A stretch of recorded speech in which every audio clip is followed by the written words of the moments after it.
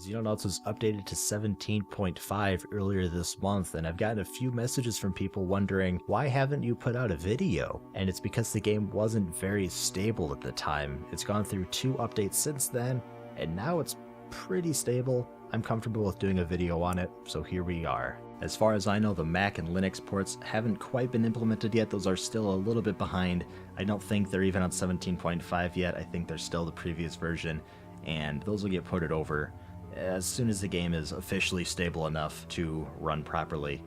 This update does include the new compression that he's using. It was kind of a pain to get going, from what I understand, because he didn't have access to the engine code, but he did figure out a way that he could compress the files to make them a lot smaller, a lot less numerous. The game used to be some 80,000 files, and now it's closer to around 40 to 50,000.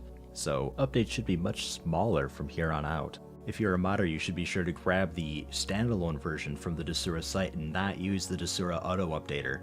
This is because the Desura Auto Updater is using a compressed version, and the way it compresses it is a proprietary format that standard programs like WinZip or 7-Zip can't touch. They don't know what it is.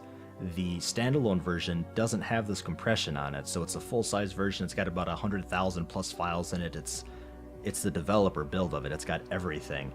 So definitely be sure to use a standalone version for modders. For people who don't make mods but do play with mods, you should be sure to throw the mods in the proper directory. It doesn't matter which version of the game you get though, the Desura Auto Updated compressed version or the standalone uncompressed version, doesn't matter, just be sure you throw it in the proper directory and it should be good to go. There has been some slight balancing in the early game. The earlier starting UFOs, the Light Scout and the Scout, they have more aliens in them now to compensate for the fact that some of them die when it crash lands. Granted, right now it probably just means there's more aliens to kill, but the AI is always being worked on, so maybe someday the Light Scout and the Scout will have enough aliens that'll actually be an imposing threat rather than just having 1 or 2 aliens to kill. There's also a few bits of new interface going on. The Geoscape UI has a top bar now. It's on all the management screens, looking quite nice. The ground combat UI has been added. Issues with image scaling has also been fixed. The ground combat interface looks sharper. Text on bigger monitors is actually readable. It used to not scale very well at all. It was always really teeny tiny. You couldn't see it on higher resolutions, but now it scales, looks very nice. And eventually the entire UI will use this scaling system. A lot of things have changed with the maps and tile sets. There's trains in the industrial tile set, there's animated water tiles in the Arctic tile set, there's trees in the Arctic tile set, desert tile sets are all set up, the map should work okay for those.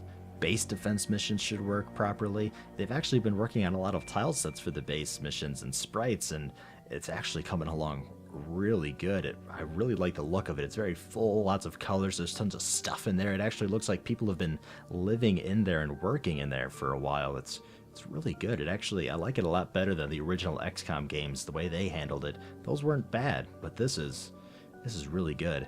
Some new maps in general have been added. Middle East and Soviet town tile sets don't have updates yet, I don't believe, but there are going to be more for beta. So no worries there, constantly adding more and more tile sets, giving some more flavor to the game, always a good thing. And there's still some tiles that haven't been painted over, so they're just kind of render tiles that are just there. The paintovers will happen later on. Buildings now have roofs on by default. If you go inside or behind a building, the roof will disappear so you can see your units. It works really well, but there is some strange behavior.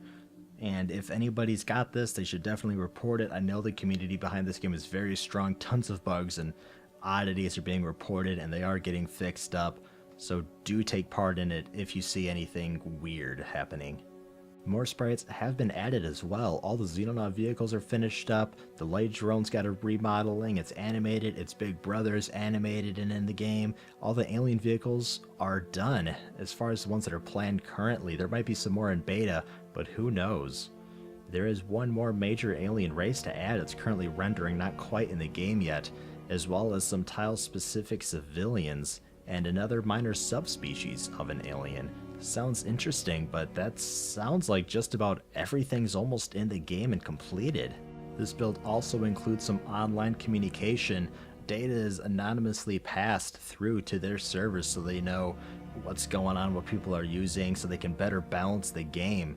Things like how many people win a certain mission, which weapons are used more than others, stuff like that should be working, but he's not 100% sure. So if the firewall or virus protection pops up and says Xenonauts is trying to pass information on to something, that's why. It is absolutely okay. Do trust it. It's safe. But for those of you who don't like this type of thing, there will be a switch implemented into the game. It'll be on the new launcher for beta.